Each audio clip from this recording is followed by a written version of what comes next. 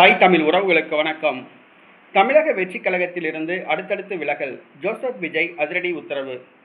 தமிழக வெற்றிக் கழகத்திலிருந்து அடுத்தடுத்து விலகல், ஜோசப் விஜய் அதிரடி உத்தரவு என்ற தலைப்பில் இந்த காணொளியை காண்கிறோம். தமிழக வெற்றிக் கழகத்தில் பல கட்சிகளில் இருந்தும் செல்லா காசுகள், முன்னாள் தலைவர்கள், அரசியலில் ஓரங்கட்டப்பட்டவர்கள், முன்னாள் சட்டமன்ற உறுப்பினர்கள், முன்னாள் பாராளுமன்ற உறுப்பினர்கள், முன்னாள் அமைச்சர்கள், முன்னாள் கவுன்சிலர்கள், முன்னாள் மாவட்ட செயலாளர்கள் என பலதரப்பட்டவர்களும் தமிழக வெற்றிக் கழகத்தில் இணைந்தார்கள்.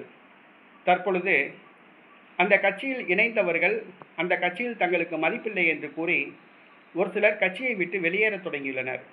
அதிமுக முன்னாள் கிருஷ்ணகிரி தொகுதி சட்டமன்ற உறுப்பினர் ஒரு சில நாட்களுக்கு முன்புதான் தமிழக வெற்றிக் கழகத்தில் இணைந்தார். இணைந்து 10 நாட்களிலேயே தான் அரசியலிலிருந்து விலகுவதாக அறிவித்துவிட்டார்.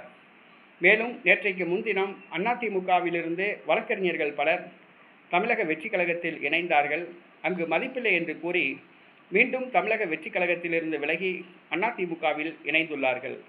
இவ்வாறு தமிழக வெற்றிக் கழகத்தில் இணைந்தவர்கள் தங்களுக்கு மதிப்பில்லை என்று கூறி மீண்டும் தாய் கட்சிக்கே திரும்பி வருகிறார்கள். இது ஜோசப் விஜய்க்கு அதிர்ச்சியை கொடுத்துள்ளது. ஆகவே பொதுச் செயலாளர் புஷி ஆனந்துக்கு அறிவுரை கூறியுள்ளார்.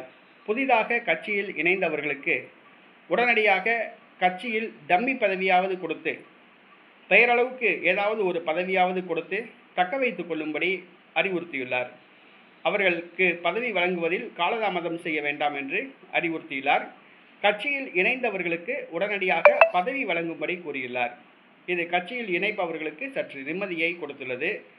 தமிழக வெற்றிக் கழகத்திலிருந்து அடுத்தடுத்து பலர் விலகியதை தொடர்ந்து ஜோசப் விஜய் இந்த முடிவை எடுத்துள்ளார்.